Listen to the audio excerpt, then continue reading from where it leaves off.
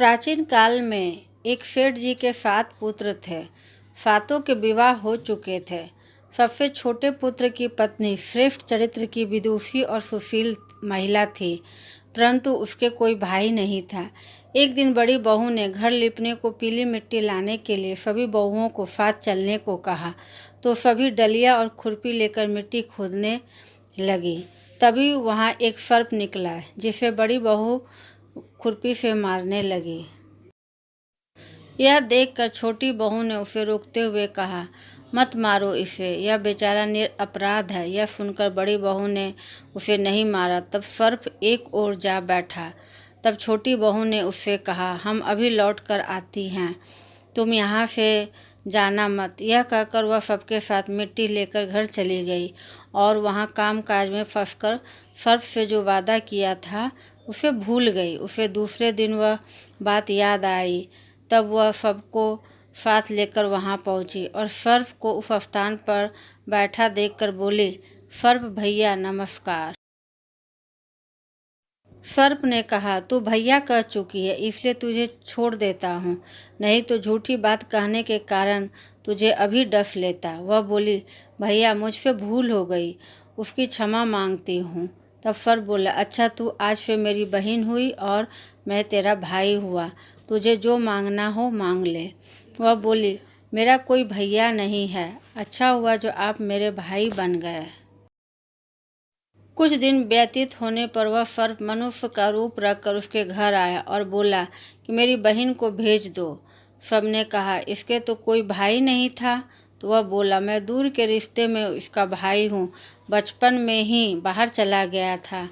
उसके विश्वास दिलाने पर घर के लोगों ने छोटी को उसके साथ भेज दिया। उसने मार्ग में बताया कि मैं वही सर्प हूँ, इसलिए तू डरना नहीं और जहाँ चलने में कठिनाई हो वहाँ मेरी पूँछ पकड़ लेना। उसके कहे अनुसार छोटी बहू ने वैसा ही किया और इस प्रकार वह उसके घर पहुँच गई। वहाँ के धन ऐश्वर्य को देखकर वह चकित हो गई। एक दिन सर्प की माता ने उससे कहा, मैं एक काम से बाहर जा रही हूँ, तुम अपने भाई को ठंडा दूध पिला देना। उसे यह बात ध्यान न रही और उसने गर्म दूध ही पिला दिया, जिससे उसका मुख बेतरह जल गया। यह देखकर सर्प की माता बहुत क्रोधित हुई, परंतु सर्प के समझाने पर चुप हो गई। तब सर्प ने कहा कि बहन को अब उसे घर भेज देना चाहिए। तब सर्प और उसके पिता ने उसे बहुत सा सोना, चांदी, जवाहरात, वस्त्र, भूषण आदि देकर उसके घर पहुंचा दिया। इतना ढेर सारा धन देखकर बड़ी बहू ने ईर्ष्या से कहा, भाई तो बड़ा धनवान है, तुझे तो उससे और भी धन लाना चाहिए। सर्प ने यह वचन सुना तो सब वस्तुएं सोने की लाकर दे दी। यह देखकर बड़ी बहू ने कहा, इन्हें झाड़ने की झाड़ू भी सोने की होनी चाहिए। तब सर्प ने झाड़ू भी सोने की लाकर रख दी। सर्प ने छोटी बहू को हीरा मणियों का एक अद्भुत हार दिया। उसकी प्रशंसा उस देश की रानी ने भी सुनी और वह राजा से बोली कि सेठ की छोटी बहू का हार यहाँ आना चाहिए। राजा ने मंत्री को हुक्म दिया कि उससे वह हार लेकर शीघ्र उपस्थित हो। मंत्री ने सेठ जी से जाकर कहा कि महारानी जी छोटी बहू का हार पहनेंगी, वह उसे लेकर मुझे दे दो। सेठ जी ने डर के कारण छोटी बहू से हार मांग कर दे दिया। छोटी बहू को यह बात बहुत बुरी लगी। उसने अपने सर्प भाई को याद किया और आने पर प्रार्थना की, भैया रानी ने हार छीन लिया है, तुम कुछ ऐसा करो कि जब वह हार उसके गले में रहे तब उसके लिए सर्प बन जाए और जब वह मुझे लौटा दे तब हीरो और मणियों का हो जाए। सर्प ने ठीक वैसा ही किया। जैसे ही रानी ने हार पहना वैसे ही वह सर्प बन गया। यह देखकर रानी चीख पड़ी और रोने लगी। यह देखकर राजा ने सेठ के पास खबर भेजी कि छोटी बहू को तुरंत भेजो।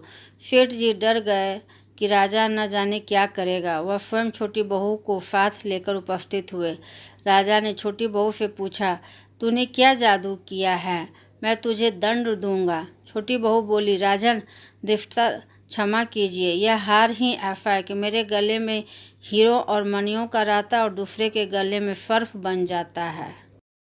यह सुनकर राजा ने वह सर्प बना हार उसे देखकर कहा, अभी पहन कर दिखाओ। छोटी बहू ने जैसे ही उसे पहना वैसे ही हीरे मणियों का हो गया। यह देखकर राजा को उसकी बात पर विश्वास हो गया और उसने प्रसन्न होकर उसे बहुत सी मुद्राएं पुरस्कार में दे दी। छोटी बहू अपने हार और पुरस्कार सहित घर लौट आई। उसके धन को देखकर बड़ी बहू ने ईर्ष्या के कारण उसके पति को सिखाया कि छोटी बहू के पास कहाँ से धन आया है। सुनकर उसके पति ने अपने पत्नी को बुलाकर कहा, ठीक ठीक बता कि यह धन तुझे कौन देता है। तब वह सर्प को याद करने लगी। तब उसी समय सर्प ने प्रकट होकर कहा, यदि मेरी धर्म बहन के आचरण पर संदेह प्रकट करेगा तो मैं तुझे खा लूँगा। यह सुनकर छोटी बहू का पति बहुत प्रसन्न हुआ और उसने सर्प देवता का बड़ा सत्कार किया। उसी दिन से नाग पंचमी का त्यौहार मनाया जाता है और स्त्रियां सर्प को भाई मानकर उसका पूजा करती हैं। नाग पंचमी की कथा से दो सीख मिलती है। पहली यह कि किसी दूसरे के भड़काने पर और उनकी बातों से प्रभावित होकर अपने लोगों पर शक नहीं करना चाहिए। दूसरी सीख यह है कि अच्छा करने और सोचने वाले को उसका सकारात्मक फल जरूर मिलता है।